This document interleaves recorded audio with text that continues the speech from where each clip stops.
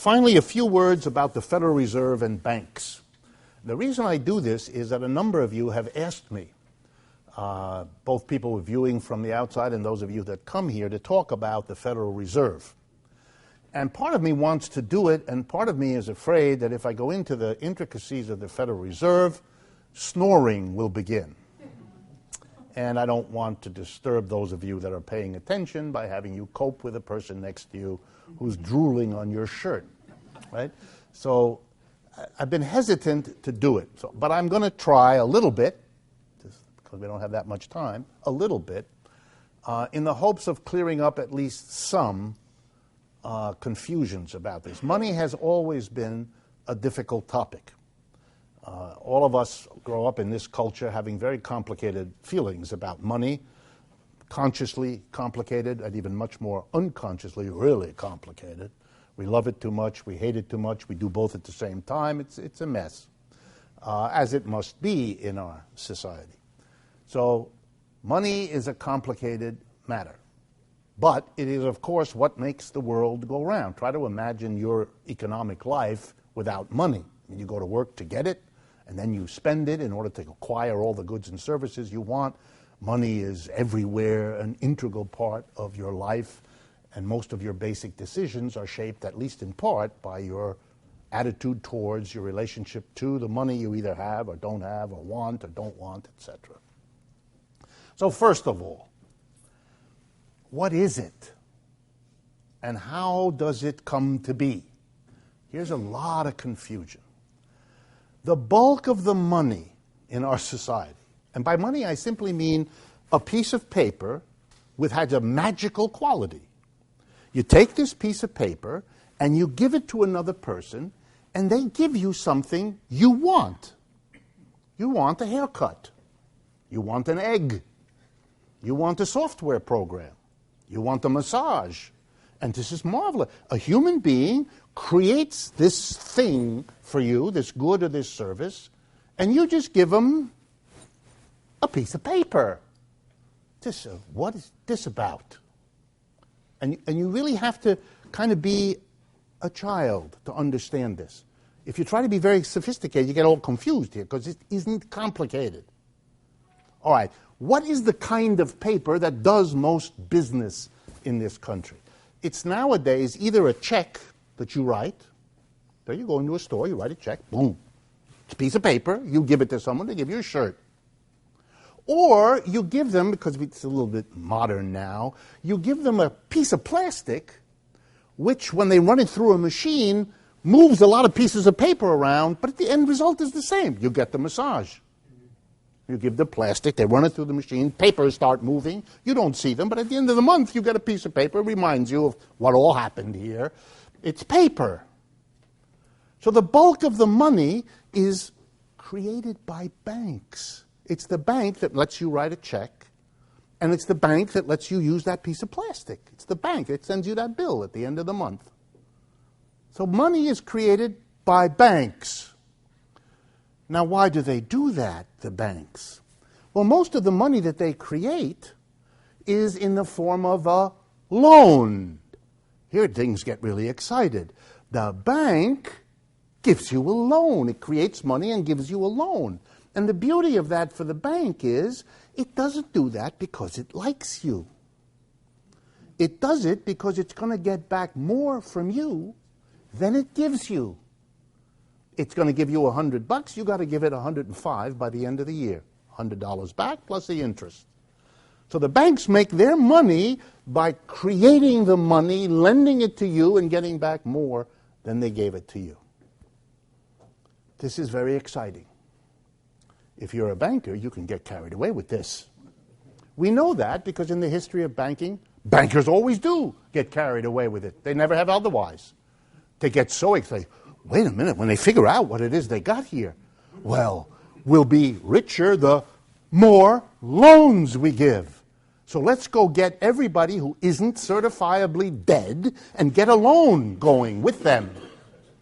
Because we're going to get back more. And we can even afford to throw it at some people who won't pay us back. Because there'll be enough who do that it kind of works out. And so banks have always lent, you can see the logic here, to people who couldn't pay it back. There's no limit on where the banks will go to lend, because that's where their income comes from. So they lend, and they push. They push loans. You kind of notice that? The 800 little invitations to have a credit card that come to your mailbox? You notice that? They're pushing money on you. They're always doing that. And here comes then the second little dilemma. Banks are also a place where you keep your money. That is, if you have some money, you take it to the bank and you deposit it. You ask them to hold it for you until you need it, which they're happy to do, because while they're holding it for you, they lend it to somebody else and make money lending your money to somebody else. You can see how exciting this is. So they can either print it themselves, create it out of nothing. This is, I know, hard for you. Banks create it out of nothing. You go to a bank and you say, I'd like a loan. Here's what they do. They set up an account for you. You're John. They set up an account and they say, okay, as of tomorrow, you have $50,000 in the account. You go, really? Yes. How did you do that? I hit the 50,000 button on my machine. You got 50,000. And now you have to pay me interest for the period of time that you have. Go ahead, write checks, do whatever the hell you want. Use your credit card. That's it? That's how it works? Uh-huh. That's it. Now you can see there's a potential for abuse here. You can lend it, getting really excited, and you kind of have to lend it, because if you don't lend it, another bank will. And then they'll get the interest, and they'll become rich, and they'll be successful, and they'll have the new technology, and they'll have the new building on the corner, you know, the one right next to the 400 other buildings on that corner, all of which are banks, and you'll be the one left out. Nobody will go to you. You'll lose. So you have to give loans. You have to. Otherwise you die. In fact, you're always competing to look for somebody to give a loan to. So you give loans, and then they can't pay it back, and then you got a really scary problem. Because if they can't get the money paid back, then how are they going to give you the money you deposited? Because they lent that money to somebody, your money, and it isn't coming back.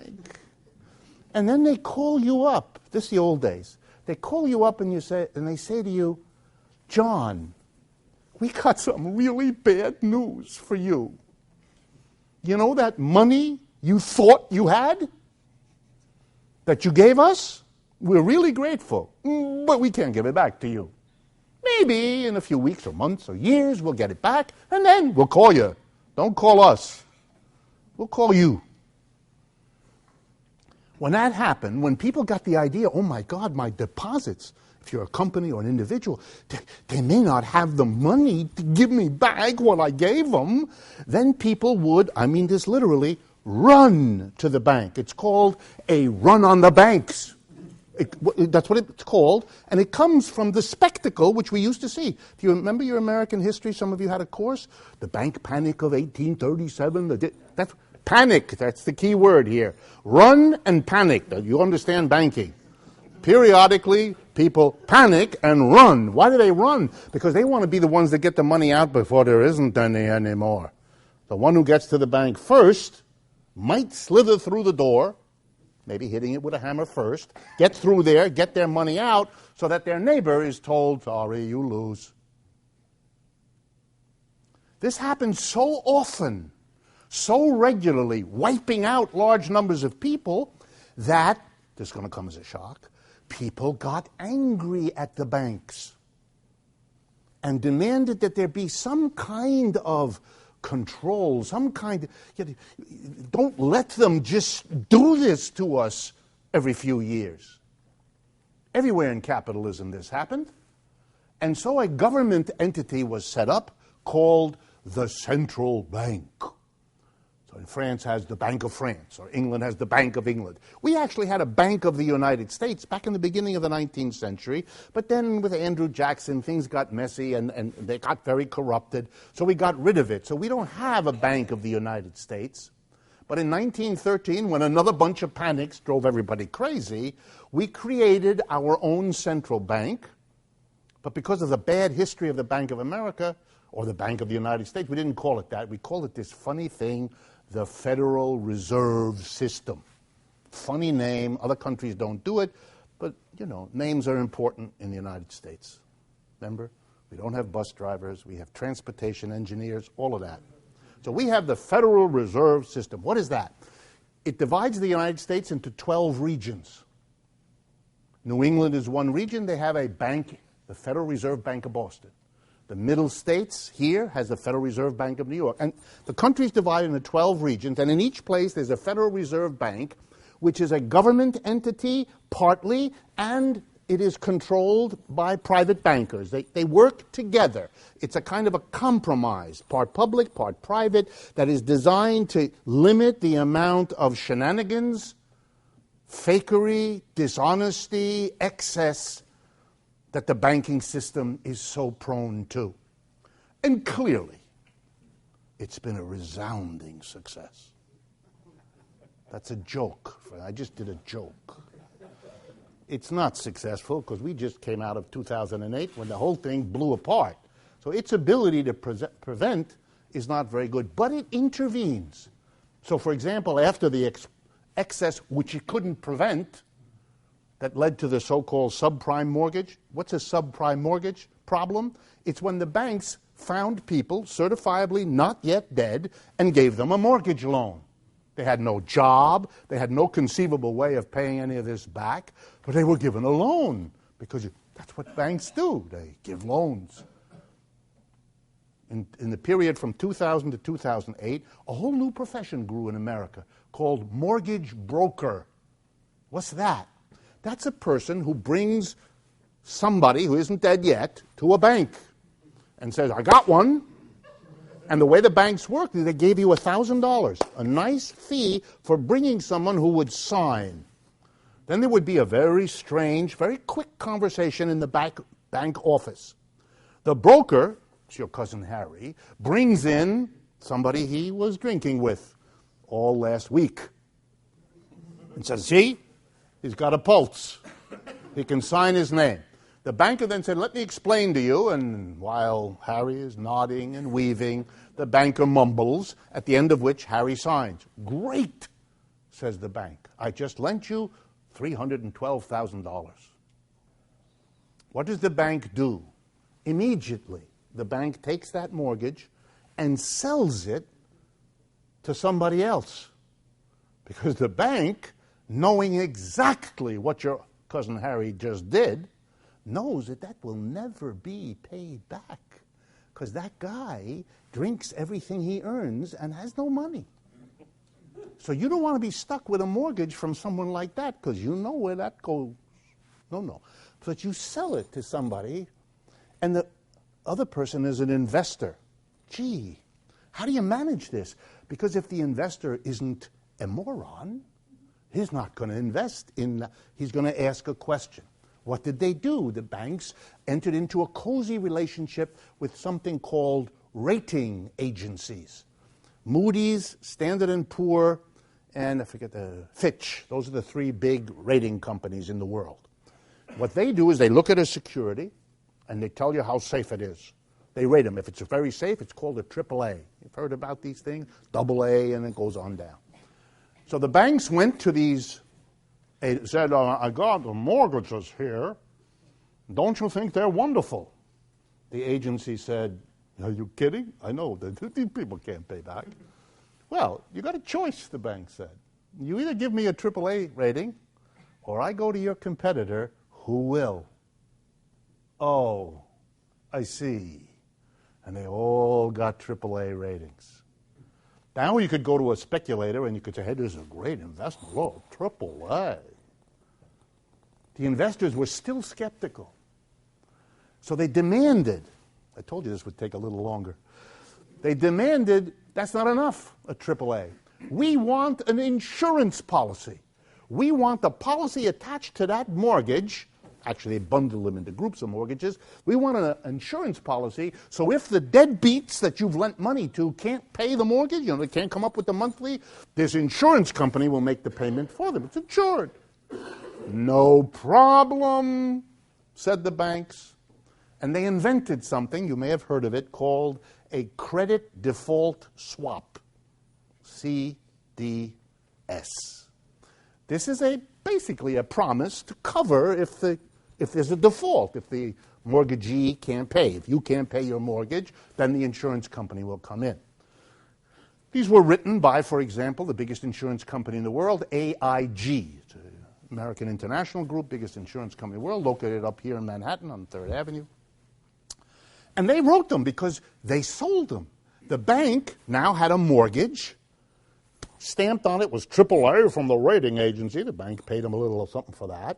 And was an insurance company, which the bank bought. Stapled it to the mortgage. So you would invest. You'd say, well, I can't lose from this. I'm going to get 7% for 30 years. It's very safe, AAA. And even if it isn't, I got an insurance policy. In 2008, predictably, millions of Americans couldn't pay their mortgages because the economy collapsed. They lost their jobs. How are they going to pay their mortgage? So all the investors ran to the insurance company and said, pay. And the insurance company says, sorry, we don't have the money. No one made sure that the insurance companies had enough money to pay off on the policies they had sold. Nobody made sure. I'm going to say that again. And so everything collapsed. I'm describing the capitalism in which you live. So that the next time you hear or you say to somebody, well, we don't have to worry about that, that's clearly under control, you don't understand. Nothing is under control. It's the job of the people who run this economy to escape each of the controls. In fact, they take their hat off as a corporate leader, become a government official, to develop the controls which, when they go back into private industry, they know how to evade. That's what they've been doing for 250 years. But if you'd like to believe that it's now going to change, I have a bridge I can sell you also. The Federal Reserve failed to prevent the crisis. Then, reeling from the failure it had, it then bailed them out. Here's how they did that. They went to the bank, they had no money, and they said, you do have money. How, said the bank. I just created it, said the Federal Reserve. Here's $1 trillion. That should help you. That's what they did. Trillions, quite a few trillions, were shoveled out to Citibank. All the private big banks were defunct. They were bankrupt. In the autumn of 2008, they were not functioning enterprises. They had panicky meetings in Lower Manhattan, a few blocks from here, trying to figure out what to do, and the answer was, the government has got to bail us out. They became overnight socialists.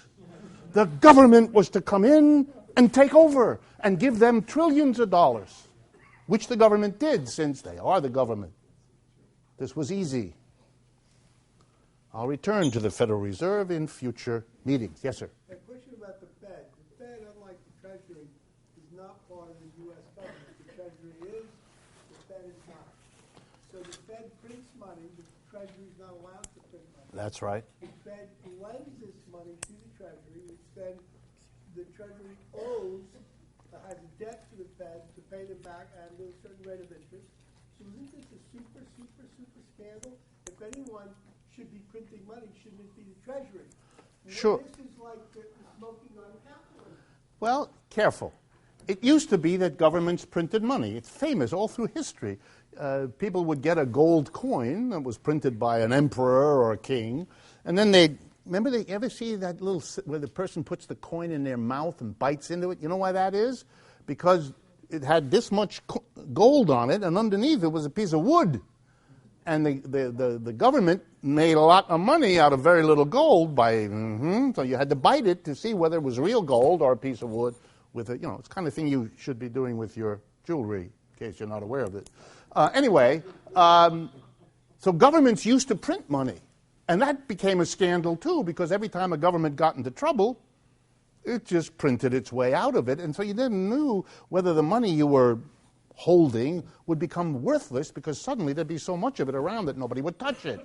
So to prevent that, you didn't let the government, the treasury of the president or the power, make the money.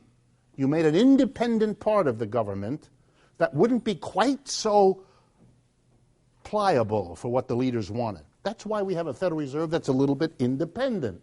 The president of the country names the head of the Federal Reserve, so it's kind of in the government, sort of, but it's also out because it has private bankers in it and it has an independence. That's supposed to make it less likely to abuse its situation. And it is. It's less likely.